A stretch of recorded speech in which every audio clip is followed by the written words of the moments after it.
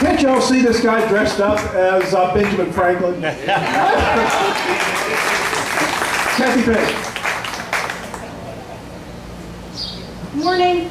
I want to mention before I talk that Leslie Hutto wanted to mention that there's going to be a Constitution class on September 20th and 25th in Lexington. And for some of the people here, I think probably went to this Constitution class. It's an all-day class.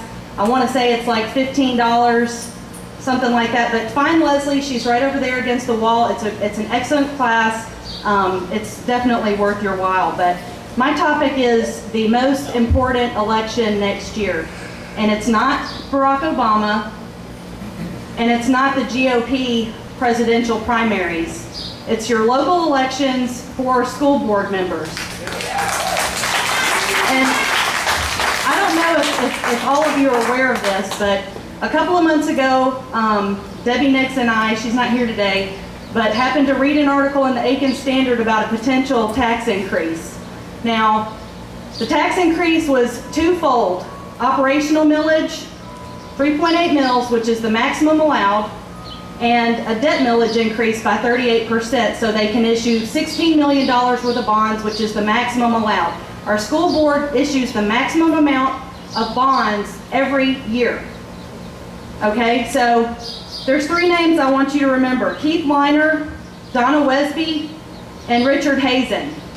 And when you guys get home, you can do it right now. If you have a voter card, you need to find out which district you're in, because the districts that are up for election are District 4, 8, 9, and District 1, who is John Bass, who did not vote to raise our taxes. Now, there were 2 tax increases that they voted on. They didn't even vote on a budget. I went to a county council meeting, saw them vote on a budget. They amended the budget. You go to a school board meeting, they don't even have the budget in front of you. They just vote whether or not they're going to raise your taxes. They raised the debt millage, and these 3 people who are up for election, only 2 people voted against the debt millage increase. And the 3 people who are up for election that voted for it are, like I said, Keith Weiner, Donna Wesby, and Richard Hazen. Those people should be voted out of office. And if you want to know why they're voting to raise our taxes, it's because last year, when we had the opportunity to put in new school board members, we did not. All of the incumbent school board members were reelected who ran.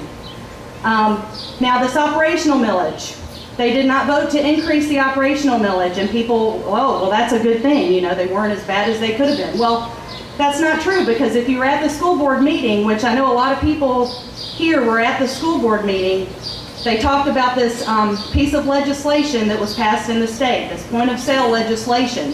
The compromise to get this point of sale legislation passed was that local school boards would be able to go back 3 years and reclaim any operational millage increases that they forego. So normally the operational millage is use it or lose it. You increase it this year, and that's your only opportunity. Next year, it's a totally different number. Well now, and what Keith Weiner specifically said, this operational millage is in the bank.